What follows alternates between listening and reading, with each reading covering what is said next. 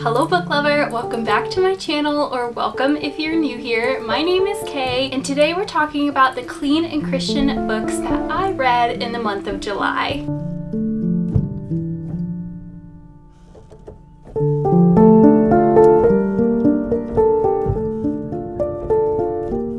So if I'm being totally honest, July was kind of a crazy month for me. I did read quite a lot, but I also DNF'd a ton of books, and I'm not going to tell you every single book that I DNF'd solely because they are books that I want to continue, and I don't want you guys to think that because I DNF'd a book, I was hating it or I wasn't liking it, because that's definitely not the case. First, whenever I start these reading wrap-ups, I always want to talk about the Bible studies and then the Christian nonfiction book that I read. So I guess you could say I've also been in somewhat of a Bible study slump recently, where I have just been kind of dreading doing Bible studies, and that has been taking my joy from reading the Bible. There are some days I'm literally just picking up my Bible, I'm opening up to Mark, and I'm just reading through the gospel, then I read some Psalms, then I read some Proverbs, and I just call that a day. And honestly, a lot of the time, that is just what I need right now. I don't know why, but I feel like my attention span to sit down and do a study has just been a little hard for me. When I have been picking up a study, when I have felt the desire to do that, I've slowly been going through In Christ Alone. This is a study on the book of Romans through the Daily Grace Co. And I just need to say that I absolutely love this study. This is one that I have literally been working through from the beginning of this year. Like I said, just very slowly, just picking it up here and there. I am over halfway through this now. I just love the way that the Daily Grace Co. breaks down verse by verse through Romans in this study, and it has been one of the most enlightening Bible studies that I have done in a long time. So this, I think, might be my favorite one from them. But that's basically what my studying has consisted of in July. I know everybody can relate to me when I say sometimes you just don't want to pick up your Bible, and that's like a really honest and hard thing to say, but I know a lot of people feel that way. But it is so important, and you need to have Jesus in your every single day life. The thing that's been working for me lately is just picking up my Bible,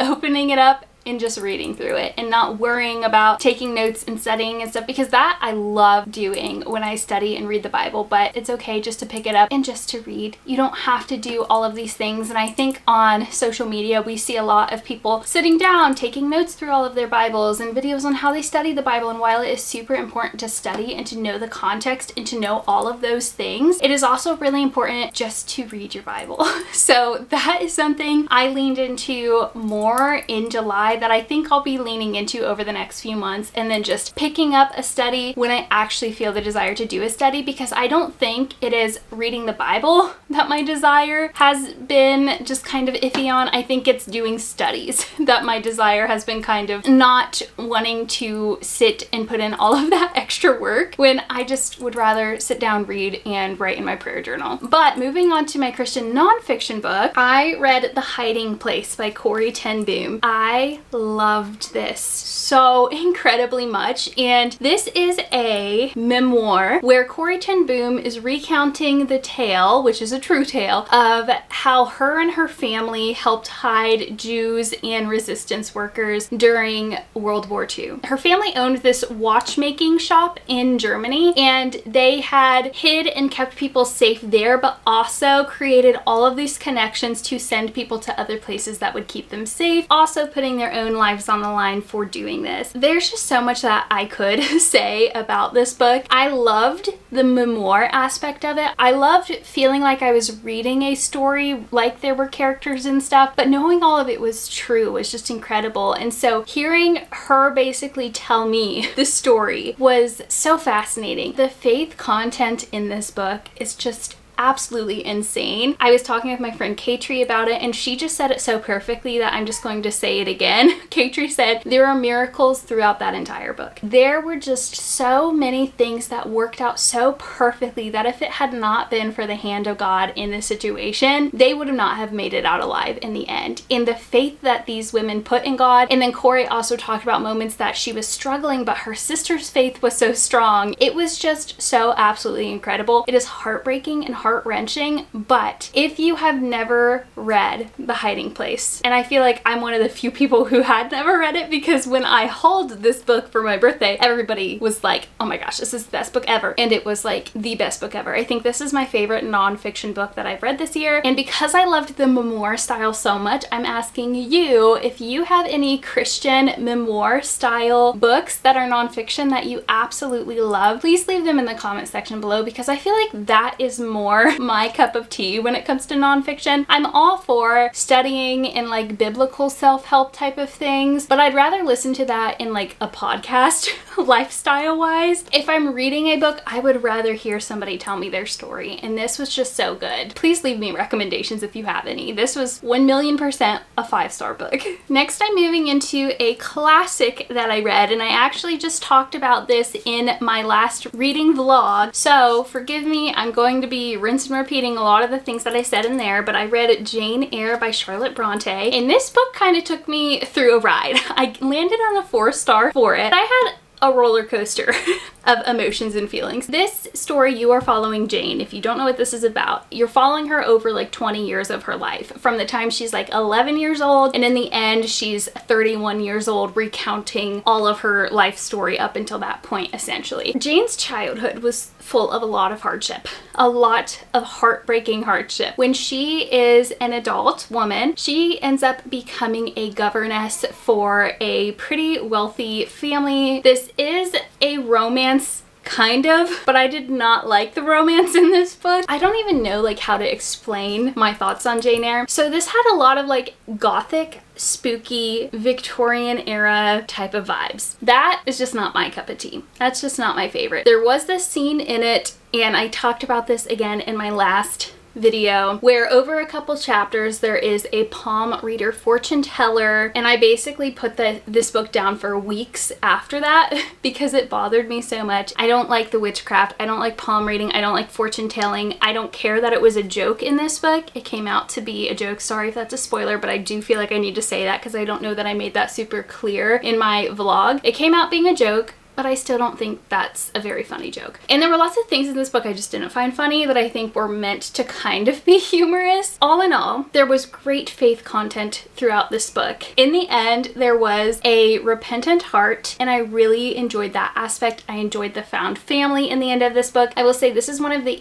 easier classic books that I have read. I didn't feel like I had to stop and keep looking up definitions of words. I listened to this on audio, and I didn't feel like I needed to listen and sit down and read at the same time. There was just something about this story that kept me wanting to read, given there were the gothic vibes that I didn't like, which I think that's probably just not going to be my thing. We'll see if I end up picking up other gothic classics. It's probably going to be a no for me, but all in all, the faith content in this was really beautiful in the end, and I liked the way that the story was wrapped up. I don't feel like I have too much more to say about this. If you want to know more of my thoughts as I was reading, go watch my last reading vlog and you'll get more of the tea. The next book that I read was actually a novella that I read on my Kindle, and that was Of Dust and Stars by Paige Reed. This is about like an 100 to 120 page novella following Paul and Verity after the events of Reviving Embers. Reviving Embers is this lovely book right here. It has been my favorite book of the year, and at the end of it there is a QR code to get the novella of Paul and Verity after the end of this book. Of Dust and Stars was definitely a 5-star novella for me. It was just so beautiful. If you loved Reviving Embers, I would highly encourage you to go read this novella. It's just so beautiful. Paige's writing is just the most incredible writing ever. She's just perfectly my cup of tea. I love it so much, but it was really neat to follow Paul and Verity after the end of the prequel. I need to say, you do not need to read this novella. None of the events that happened in it, I feel like, really are impacting anything that's happening in my current read, which is Revealing Shadows, which is the next book within this series. But Of Dust and Stars was just so good. Paige did such a beautiful job talking about hard things in marriage. What do you do when you've had a traumatic birth? What do you do when you're told you can't or shouldn't have children again, and you desire that more than anything, and your husband just wants to love you, cherish you, and keep you safe. So there were some really heavy topics in this book, but the way that Paige writes about these in such a real and raw way, but also intertwines faith. I can't rave enough about Paige and her writing. Of Dust and Stars is so good. If you read Reviving Embers and you loved it, definitely don't skip on this novella because it is just so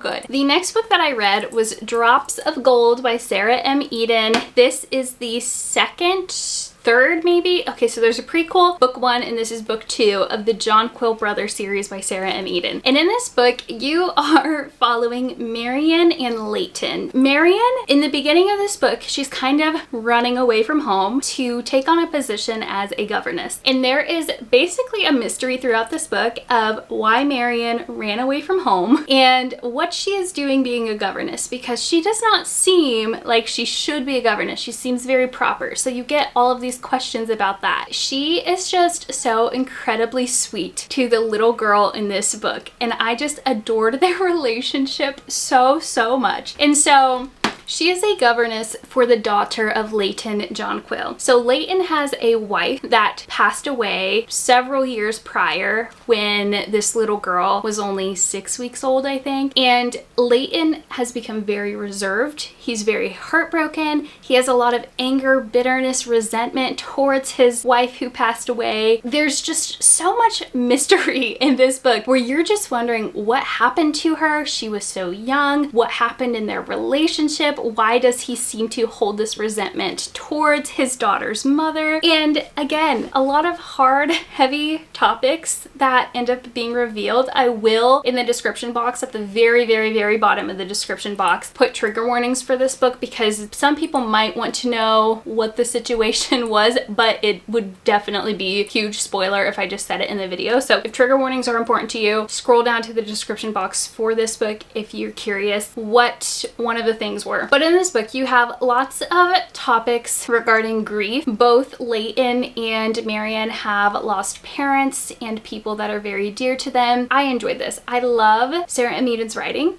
She's just definitely my favorite Regency author, and her way of just telling a story, writing funny moments, but also writing such raw realness in her stories is just, I haven't found another Regency author that compares to the level of her storytelling. The next book that I read, I know I'm going to have a little bit of an unpopular opinion on, but let me just say that if you love this book, just because I didn't love it doesn't mean I'm saying anything against you. I just want to make that super clear because this book is super beloved. But I read Tea with Elephants with my Salt and Light Reader Society book club, and I personally landed on a 3-star for this book. In this book, you are following Fern and Lily, and they are best friends. They are both at a crossroads in their life, and they decide they are going to go on an all paid for vacation to Africa. They're going to see the safaris, they're going to stay at a resort, and they're just going to be away from all of the mess at home. I loved a lot of the scenery in this book. I loved a lot of the quotes. I love that Fern has this little prayer journal where she writes letters to God. I found that so relatable because that's exactly what I call my prayer journal. It's my letters to God. There were just faith moments that I felt like were super beautiful. There were some side characters I absolutely loved. But my biggest problem was I just could not like the main characters, Lily specifically. I was very frustrated with her, and in this book you are only getting Fern's point of view, and I felt what would have elevated the reading experience for me would have been to have Lily's point of view also, because there were just some personal things going on in her life and I honestly just didn't feel bad for her. I kind of felt like she was whining, and if I had her actual point of view and her perspective, where she was coming from with the life things that bothered her, I think I would have enjoyed the book a lot more. That was my biggest issue with it, and there were lots of frustrating moments when Fern would want to talk to Lily and basically say, hey, I'm ready to talk about the things I'm going through, and Lily would be like, oh wait a minute, I have something else to do. That, I'm not kidding you. Those were like legitimate scenes, and so it frustrated me to no end. I could go on and on and on and rant about this book, but I really don't want to do that because I don't like being overly negative in my reviews. But all in all, at the end of the day, this book just was not for me. me. I was not vibing with the main characters, and it just is what it is. I am going to continue with Gelato at the Villa because everybody who has read Tea with Elephants and Gelato at the Villa has said that they think I will love Gelato at the Villa a lot more. So I definitely do plan to read that one. The next book was one of my favorite books of July, and after reading this book, I went into the reading slump. Where nothing was comparing. And that is Ink and Ivy by Ashley Willingham. This book is a hug in the shape of a book. It is so precious, you guys. You are following Ivy. Ivy has always just wanted a place in the world that is just her own. She so badly wants to open an apothecary to care for people in her village. This is a cozy fantasy with strong Christian faith elements throughout it. So she's always wanted a place in this world. She's been saving and saving and saving to open her own apothecary shop. And when she is ready to go and buy it, Kaylin swoops out from under her and he purchases the shop. He is a high fae and he has this adorable daughter also. And everybody is like, why is this high fae from the big old city moving to our village here? What's going on? She has this resentment towards Kaylin and he has no idea why. She seems to hate him so much. Now you're only getting her point of view in this book, but you can read the room. You can read the room and know that Kaylin is just very confused by Ivy and all of her actions. One day, Ivy starts getting these letters from a secret admirer. Do you know where this is going? You know where this is going. And the letters, I just died for them. So she's getting letters from a fern. She doesn't know a fern, so she knows that's a pen name, and she decides to start writing back to him. So in this story, you're trying to figure out the identity of a fern. He starts leaving her all of these gifts that are super precious that you would not have been left that unless you were intending to court somebody. This also has Regency vibes in it. Like, I would say very loose Regency. Like, if you're heavy into reading Regency books, do not critique this book from an actual Regency point of view because this is a fantastical, fictional fantasy world, okay? So there are just some Regency types of themes and vibes in it. The faith content was so beautiful, and I do want to say, reading reviews, some people did not like that Ashley put actual scripture in a fantasy world, that they actually believed in Jesus. And I just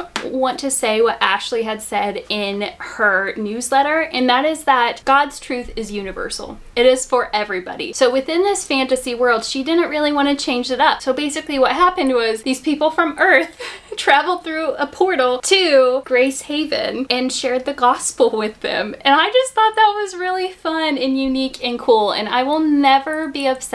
I've said this before, but I will never be upset about actual scripture being used in a fantasy book, so long as it's being used within the context. And in this case, it absolutely was. It's just a hug in a book. That's the only way I know how to explain it. And nothing compared after reading this book in the month of July. The next book that I read was A Proper Scandal by Esther Hatch. And this is a Regency, or no, this is Victorian era, I'm pretty sure. I had a great time with the couple in this book. The romance was just so good. I was rooting for the couple the whole time, but I had some qualms that made this a really hard to read story. So I think I settled on a 3.5 star for it. What is this book about? So we're following Grace and Nate. Grace, she is an orphan who is of the age to come out into society. She has a pretty hefty dowry attached to her name, and she had been living with the pastor's family in her small hometown, and they are basically like, girl, you gotta get out. You need to go get married. You need to start a life. She moves in with her aunt and her uncle that she's never met. So her aunt remarried this man who is her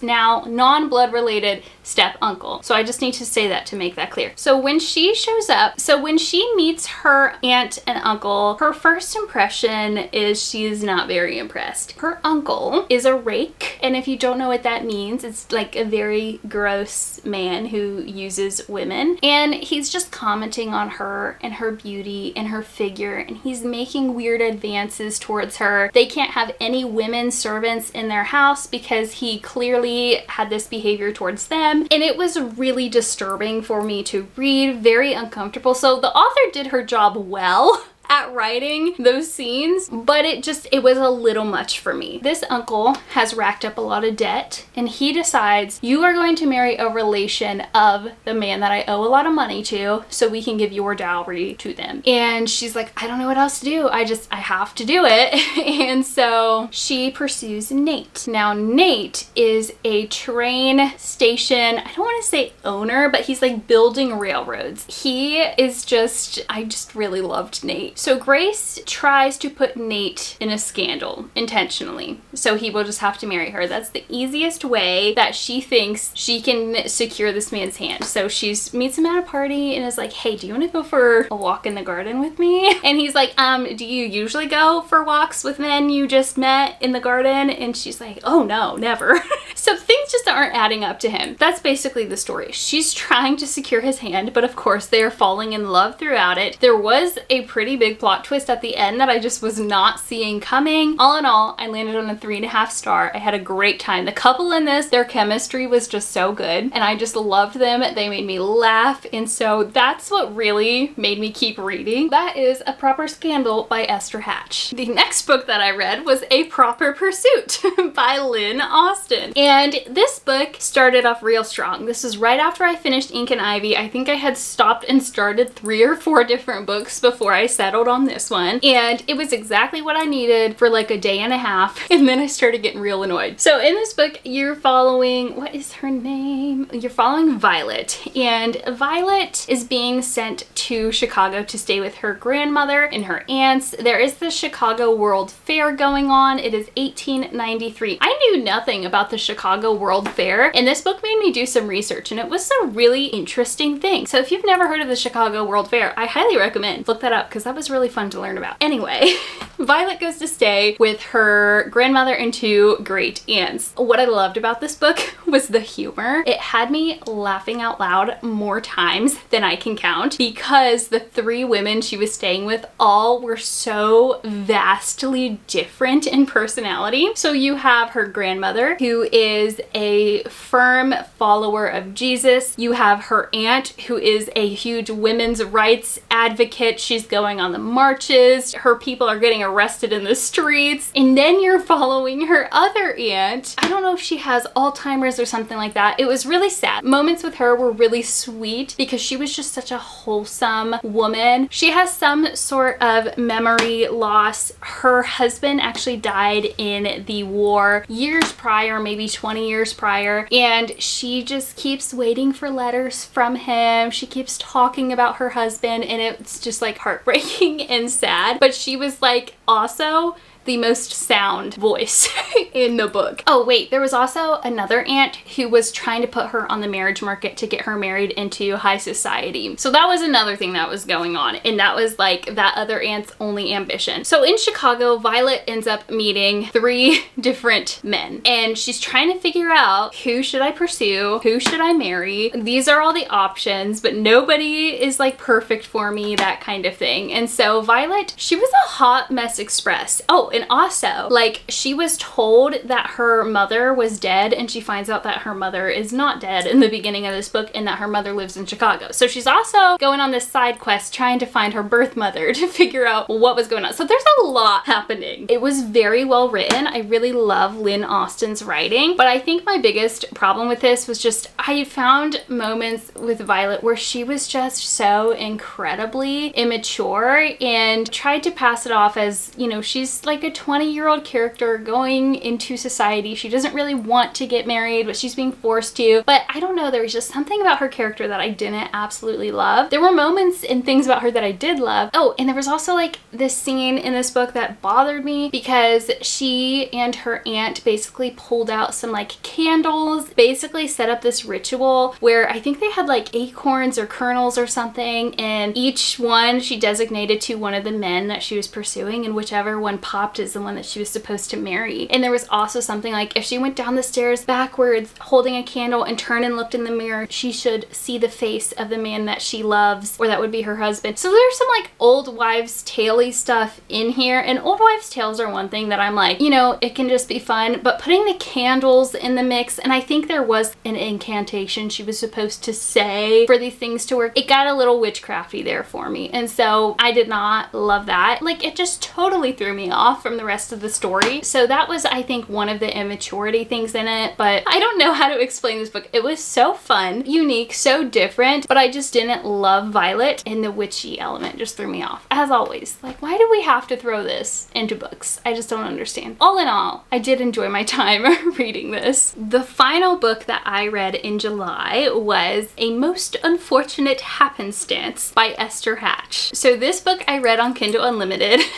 Shout out to my girl Linda Lee, because I was in this reading slump and I was like, nothing is working for me. So Linda Lee just has the most fun time reading. She is one of the Salt and Light Reader Society members, and every time she's reading a book, she gives us all the tea, all the updates, and if she's loving it, if it's making her laugh, if she thinks it's worth reading, and she gets me so excited about Regency romance books. I messaged Linda Lee and I basically said, hey girl, are you up for the challenge? I need you to recommend a book to me that you think I'm going to love, because I am so tired of DNFing books. And so she said, I think you'll really like this. I did. I think I ended up on a 4-star just because there was a lot of miscommunication in this book that I felt like if people would have just had a conversation, that it would have been fine. And there are some cases that I feel like miscommunication is something I'll give a pass. Like if somebody has trauma, if somebody has something that is like actually holding them back from being able to talk. But in this case, I felt like neither person had any reason not just to have a conversation. But it was a fun book nonetheless. So this starts out, I can't remember the characters because I don't have a physical copy, but you are following this woman who is on her way to throw a house party for her cousin and get her cousin married off, and it is raining horribly. And there's a storm happening, the carriage can't go, it's not safe, trees are falling in the road, all this kind of stuff. So she ends up going and staying in this little cabin on the side of the road that like nobody is living in. On the flip side of things,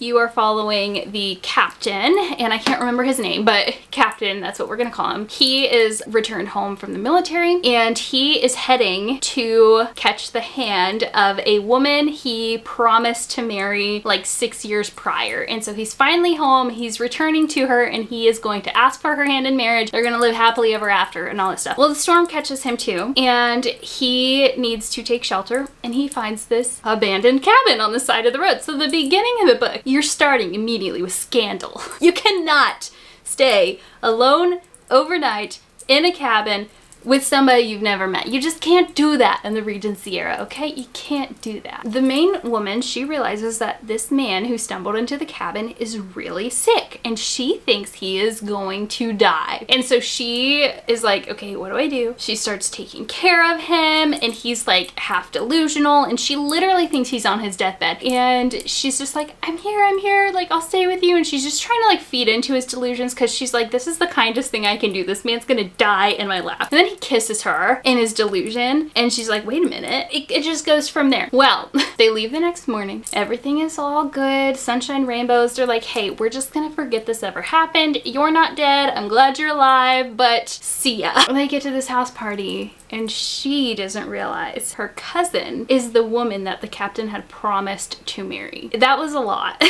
But I really enjoyed this book. I loved the couple together. I loved the chemistry. I loved the banter. They also had some moments where they were really competitive against each other, and they were just such a good balance for a couple. I had a good time with it. It was a 4-star. It was what I needed. Thank you, Linda Lee, for your recommendation. So I ended up reading 2 books by Esther Hatch, and I definitely plan to read more by her. So that was all of the books that I read in the month of July. Hey, if you made it to this point in the video, could you please in the comment section leave me a sunshine emoji or a sunset or something like that, just because it's a beautiful day out right now and I'm feeling sunshiny. Also, feel free to let me know what was your favorite book that you read in July. I always love hearing what you guys are reading and getting recommendations from you, so please let me know which one was your favorite. Thank you so much for supporting my channel, for watching this video all the way till the end. If you want to help out a little bit more, please don't forget to like, comment, and subscribe, because those things really do help me out and it helps YouTube know that there are people out there that want clean and Christian book recommendations. I hope you have an absolute blessed week and I will see you next time. Bye!